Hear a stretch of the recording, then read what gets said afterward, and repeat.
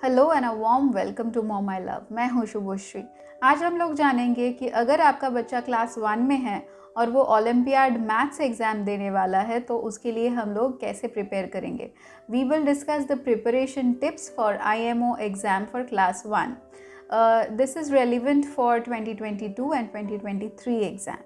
मैं इस वीडियो में आपके साथ 8 टिप्स शेयर करूंगी जो कि एग्ज़ाम के प्रिपरेशन के लिए बहुत ज़्यादा इम्पॉर्टेंट होगा।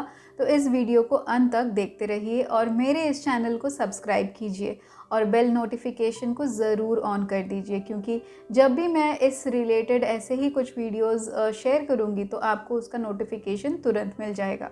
तो हमारा फर्स्ट पॉइंट है कि जो भी आपके बच्चे का स्कूल का सिलेबस है फॉर दैट पर्टिकुलर एग्ज़ाम जिसके लिए वो इस ओलंपियाड में अपीयर होने वाला है, वो सिलेबस को आप अच्छे से फॉलो कीजिए, क्योंकि जो स्कूल का सिलेबस है और जो SOF का सिलेबस है वो बहुत हद तक सिमिलर है।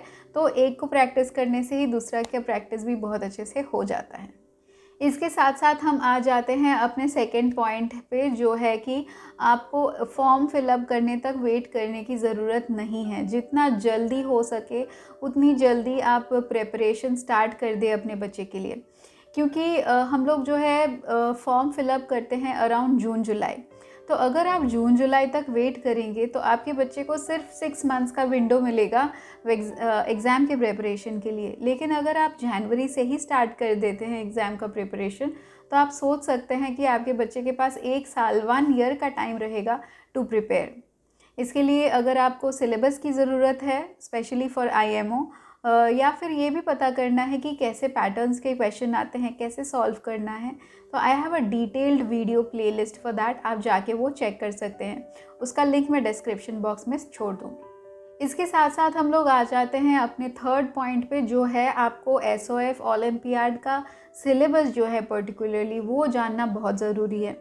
वो लोग एक एक चैप्टर्स के अंदर बहुत सारे मॉड्यूल्स प्रेजेंट करते हैं, जो स्टेप बाय स्टेप आपको पूरा पता होना बहुत ज़रूरी है। अगर आप एक एक चैप्टर में से मॉड्यूल्स मिस कर जाते हैं तो आप क्वेश्चन ना सॉल्व कर पाएँ। तो इसीलिए बहुत इम्पॉर्टेंट है कि एंड ऑफ द डे जो भी आपका सिलेबस है फॉर SOF ओलंपियाड एग्ज़ाम, जो भी उन्होंने जो सिलेबस फॉर्म किया है, उस सिलेबस को आप अच्छे से फॉलो करें। अगर आपको IMO का सिलेबस चाहिए फॉर क्लास 1, तो मैं अपना जो वीडियो है वो मैं लिंक करूँगी ऊपर और मैं डिस्क्रिप्शन बॉक्स में भी रखूँगी। आप जाके वो सिलेबस का वीडियो भी ज़रूर से चेक कीजिए। इसके साथ हम लोग आते हैं अपने फोर्थ पॉइंट पे कि जो भी सेक्शन पे आप जा रहे हो उस सेक्शन को एट अ टाइम सॉल्व करें। मतलब एक चैप्टर से दूसरे चैप्टर पे न जाएं, एक चैप्टर से स्टार्ट करें। फॉर एग्जांपल एक चैप्टर है टाइम, तो टाइम के अंदर जितने भी मॉड्यूल्स हैं उस तरह से आप अपने बच्चे को प्रिपेयर कीजिए। उससे बाहर मत जाइए कि अभी मैं मेजरमेंट कर लेती हूँ उसके बाद मैं फिर से टाइम में वापस आऊँगी। It is not like that, क्योंकि अगर आप मॉड्यूल्स मिस कर जाते हैं तो वो थोड़ा सा डिफ़िकल्ट होता है। और स्पेशली जैसे कि क्लास 1 के बच्चे हैं, काफ़ी छोटे हैं, आप अगर फ्लक्चुएट करेंगे तो उनको समझ में नहीं आएगा। तो अगर आप टाइम कर रहे हैं तो मेक श्योर कि टाइम पे जो भी चीज़ आने वाला है, जो भी मॉड्यूल्स है टाइम चैप्टर के अंदर, वो सब आप एक साथ बच्चे को सिखा रहे हैं कि उसको टाइम अभी अच्छे से पता चल गया है। जब आप कॉन्फिडेंट हो तभी आप दूसरे चैप्टर पे मूव करें।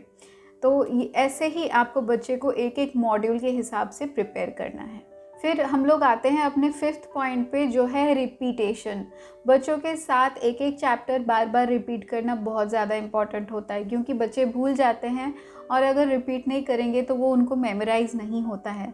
तो आप हमेशा अपने बच्चे के साथ जो है चैप्टर्स को मेमोराइज़ करें, उसको रिवाइज़ करें, बहुत बार रिवाइज़ करें। और उसके साथ ही बहुत इम्पॉर्टेंट हो जाता है, जो मैंने पहले मेंशन किया था, कि बहुत अर्ली आपको स्टार्ट करना चाहिए, स्टार्टिंग फ्रॉम जनवरी, या फिर जब भी आपके बच्चे का जो है न्यू सेशन स्टार्ट होता है तभी से आपको प्रिपरेशन स्टार्ट करना चाहिए। इसके साथ आते हैं अब हम अपने 6 पॉइंट पे, जो है कि जब आप प्रिपेयर कर रहे हो, जब आप अपने बच्चे को फॉर एग्जांपल 4-5 ऑलरेडी चैप्टर्स करा चुके हो, उसके बाद आप जो मॉक पेपर्स होते हैं, टेस्ट पेपर्स होते हैं, उसके हिसाब से आप अपने बच्चे को प्रिपेयर कीजिए।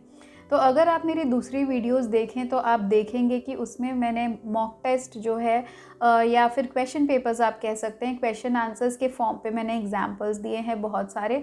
आप वैसे प्रैक्टिस कर सकते हो, उसको एग्जांपल सेट करके फिर आप खुद से ही सिमिलर सम्स दूसरे नंबर्स डाल के, क्वेश्चन सेम रहेगा, दूसरे नंबर्स डाल के आप बच्चे के साथ प्रैक्टिस कर सकते हो। टेस्ट पेपर के साथ अगर आप सॉल्व करोगे तो बच्चे को एग्ज़ाम का पैटर्न और क्वेश्चंस के जो पैटर्न है वो बहुत अच्छे से समझ में आ जाएंगे और वो एग्ज़ाम के टाइम पे बिल्कुल भी कंफ्यूज नहीं होंगे। उसके साथ हम लोग आते हैं अपने 7th पॉइंट पे।